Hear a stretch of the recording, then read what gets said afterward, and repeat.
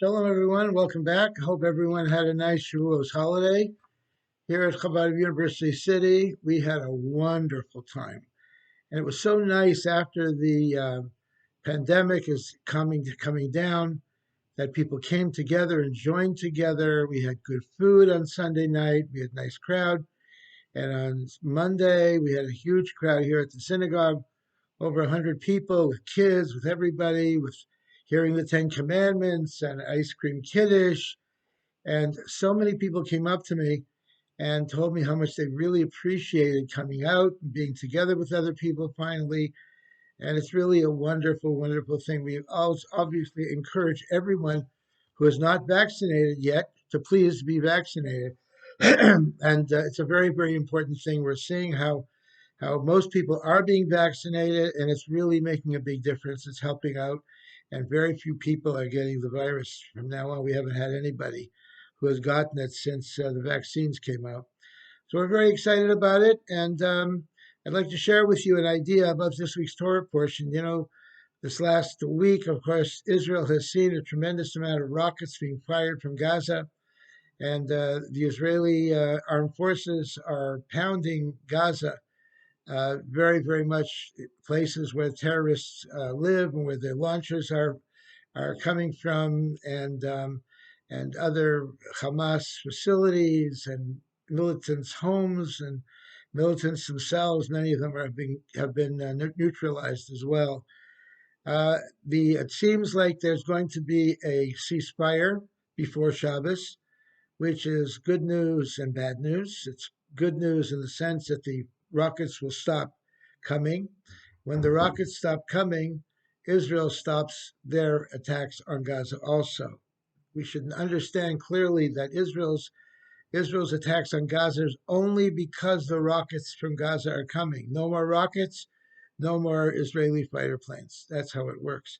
But it's bad news in the sense that this is only a temporary thing, that probably in another few more years it'll probably happen again and again and again, unless the scourge of the Hamas terrorist network is taken care of. This will continue, and that is a sad thing. So, nevertheless, we are thankful for the calm, and the Israelis can go about their business and not worry anymore about these types of attacks, at least not for a while. Well, one thing that troubles me about this whole situation is the lack of response, pro Israel response from the Jewish community, and especially from the Israelis, Israeli celebrities. Everybody's been so quiet. They haven't said anything about it. They haven't condemned the rockets from Gaza. It seems that the American Jewish public seems to be more pro Arab than they are pro Israel. I don't know if it's just me and what I've been seeing, but that's the way it seems. It seems that no one is standing up for Israel. This is clearly a case of good versus evil. There's no question about it. So where are all of our supporters? Where is the Israeli media in the international scene? Where are the Jewish people who are prominent Jews, celebrities, in fact? Where are they? Have they spoken out much? People like Gad Gadot, Wonder Woman is probably the most famous Israeli actress. Has she been speaking about it? I haven't seen anything. Have others been speaking about it? No, I don't think so. Why is that? Are they afraid? Are they embarrassed? They want to keep quiet. They want to put their head in the sand. How sad that is.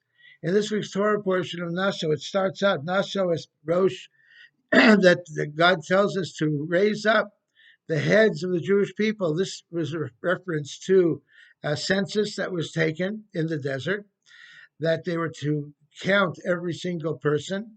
But the expression used is naso, which means to literally to lift up your head. And unfortunately, people haven't been doing that. We have not been lifting up our head, not being proud of the fact that we are part of a holy nation, of a great nation. And Israel, of course, is probably the most ethical, democratic country in the region and probably in the world, with all of its failings in terms of the crazy parliamentary system that they have, where every mother and father can start their own political party. And it doesn't seem to be working very well, but you've got to admit it's a tremendously democratic thing. You have something to say, start a party. In America, we have two parties, the Democrats and the Republicans. Once in a while, you have an independent, and it keeps things sane, keeps things. It's unlikely to have four elections in 2 years in America. In Israel, it's possible because it's a parliamentary system, and you can have as many parties as you want, but this also is a tremendously democratic system. If you think about it, whoever wants something to say can be said, and you can start your own party and run for parliament.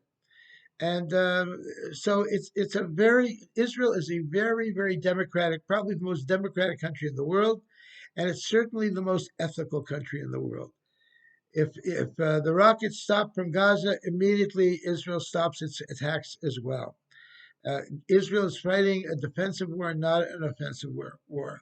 So where are our supporters? Where are the people who should be speaking up and telling the world who is right and who is wrong? Who are the good guys and who are the bad guys?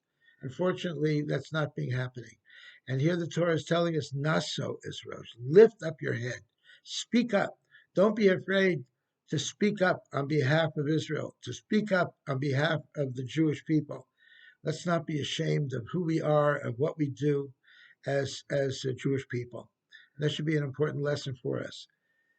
Candlelighting tonight is at 7:27, and I want to wish you all a good Shabbos.